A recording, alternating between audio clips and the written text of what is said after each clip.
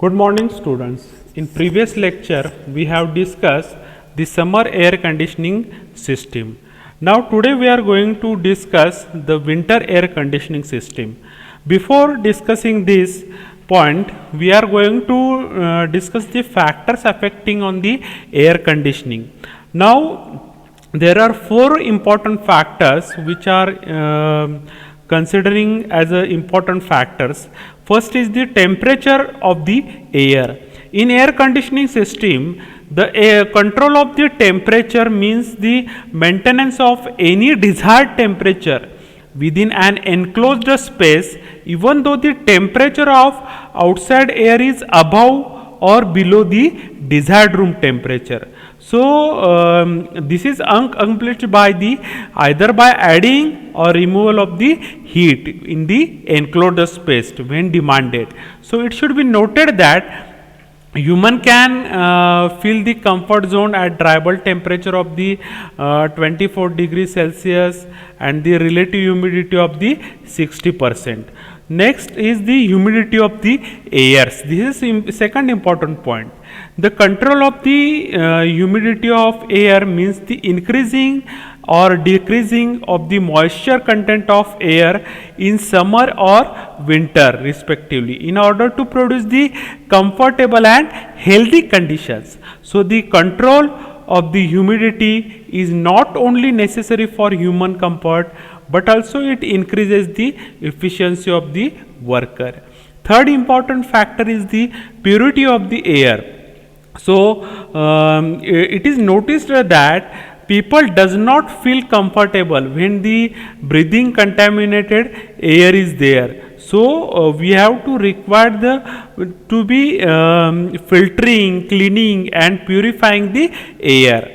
And fourth important factor is the motion of the air. So the motion, or we are saying that the circulation of the air is important factor which should be controlled. So which keep the constant temperature throughout the conditioned space over there. So it is necessary that there should be equidistribution of air throughout the space of the air conditioner. So these are the four factors we have discussed: temperature of air, humidity of the air, purity of the air and the motion of the air. So we are going to start the winter air conditioning system. So in the winter air conditioning system you can see here that the required we require such as the Pune, Aurangabad, in there the dry bulb temperature is the 15 degrees Celsius and relative humidity is the 80%. So we require to require the dry bulb temperature at 24 degrees Celsius and relative humidity required is the 60%. Keep in the mind this is only in the winter condition such type of there. So we are providing their heating coils and the humidifier, because if you observe we have to increase the dry bulb temperature and we have to reduce the relative humidity of the air. So we are using the heating coil and the humidifier. So this is the general layout of the winter air conditioner. You can see here in winter air conditioning the air is heated, which is generally accomplished with the humidification. The outside air flows through the damper and mixes up with the recirculating air, and the mixed air passes through the filter where the dirt, dust or other impurities are the removed over here, and the air is passes through the preheating coil. This is called as the preheating coil, where we are going to heat the air, and the after that it may pass through the reheat coil also. So the you are observing that the here dry bulb temperature, this preheat coil is made, and after that the air is made to pass through this we have provided humidifier. So the humidity of the air is maintained at desired level. After that, here you can see the we are removing here we are going to remove the water removal present over here, and after that again we are going to providing the heater. So this is the preheat process, this is the preheat process, and after that we are providing the humidifier, and after that again we are going to provide the heater. So due to that, the well maintained dry bulb temperature and relative humidity, we are getting the air. So the dry bulb temperature is increases from 15 degrees Celsius to 24 degrees Celsius, and the relative humidity we have maintained from 80% to the 60% over there.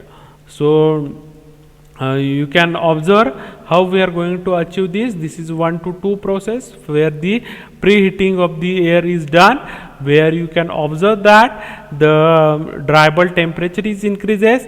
After that 2 to 3 process where you can see we are increasing the humidity over there, and humidity we are getting at the 2 to 3 over the here, and the after that you can observe 3 to 4 process, again heating process we are achieving. So we are getting the efficiency of the humidifier, we are getting TD2 minus TD3 upon TD2 minus TD5 into 100, as we have plotted these points over there. So you are getting this efficiency of the humidifier. Next, preheating coil capacity, V upon Vs is equal to H2 minus H1. So where V is the volume of air handled in meter cube per minute, and Vs is the specific volume of atmosphere. Next, reheating coil capacity, we are getting V upon Vs, that is H4 minus H3, and in terms of the kilojoule per minute. Next, humidifier capacity we can calculate, V upon Vs is equal to W3 minus W2 upon 1000 in terms of kg per minute. So we have discussed the winter air conditioner over here. Now in this winter air, after that we are going to discuss the room sensible heat factor.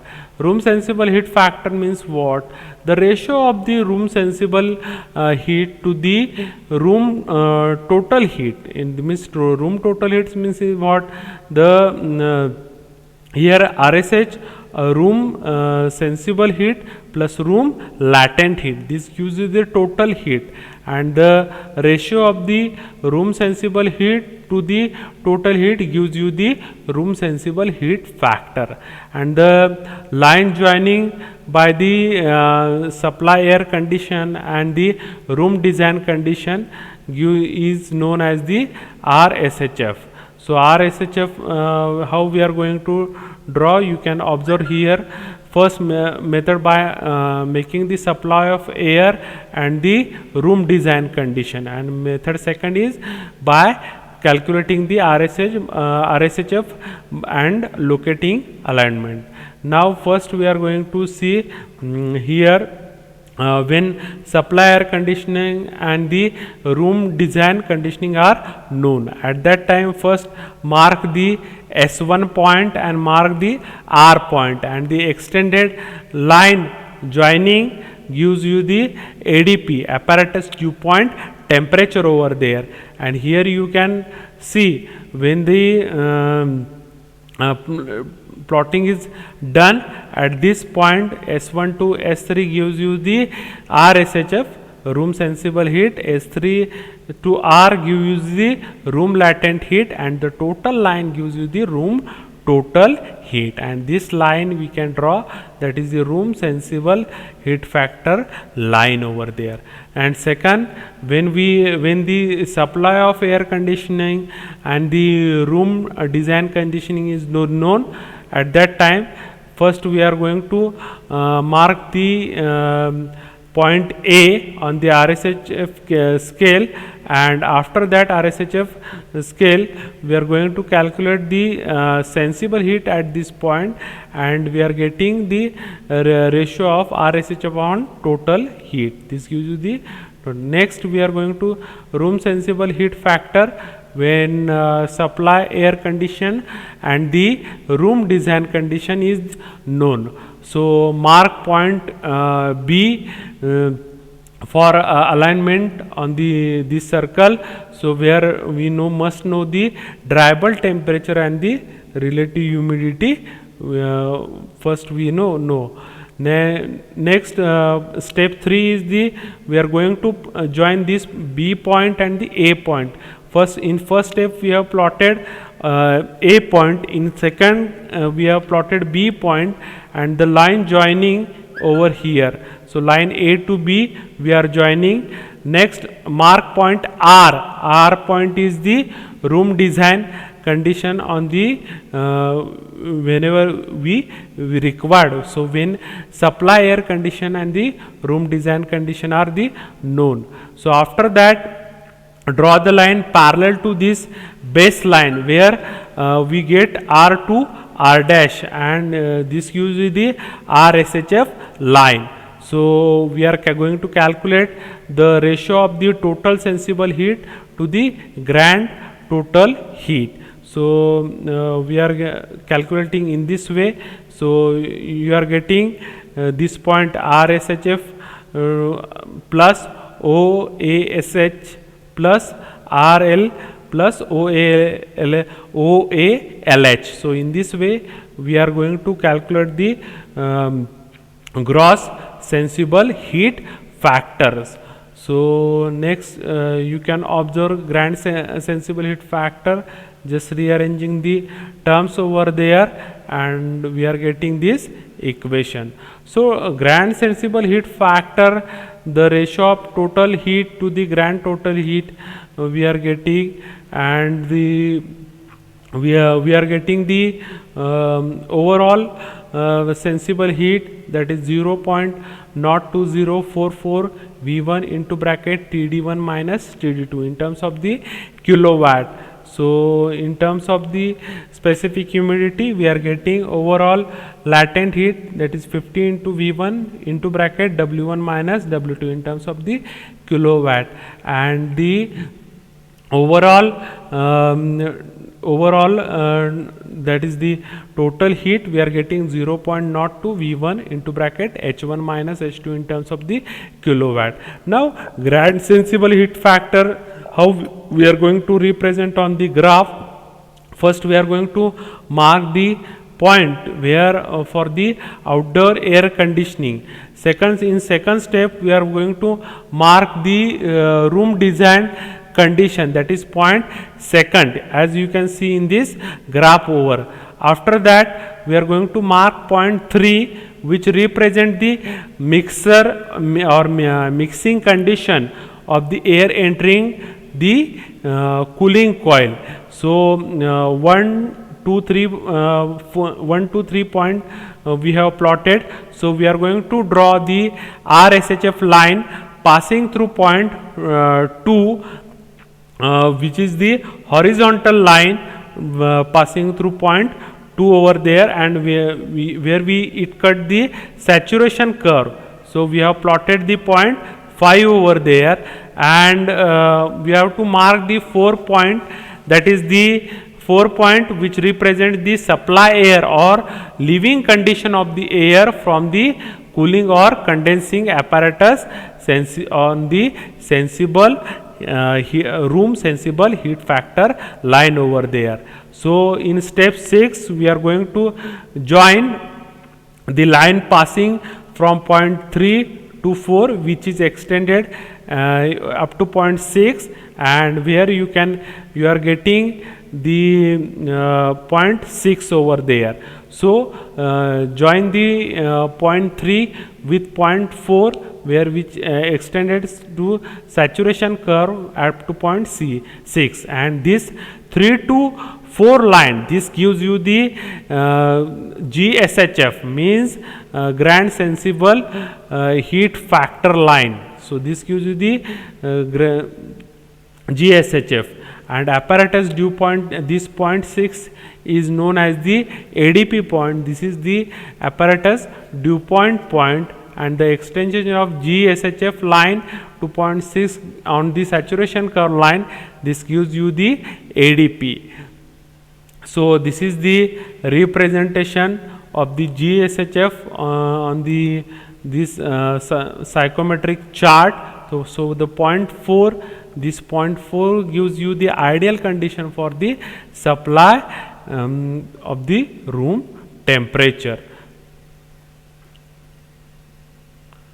Next point, we are going to discuss the effective room sensible heat factor. So effective room sensible heat factor is the ratio of the effective room sensible heat to the effective room total heat. So we can write in short form, that is ERSHF is equal to ERSH upon ERTH.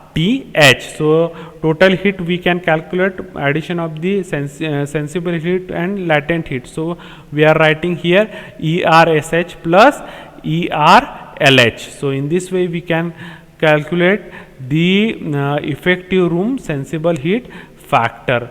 So we can write ERSH, that is effective room sensible heat, is equal to the RSH, that is room sensible heat, plus OSH into BPF, that is bypass factor, and we are substituting the values. So we are getting the effective room sensible heat is equal to RSHF plus 0.02044 V1 into bracket TD1 minus TD2 into bypass factor.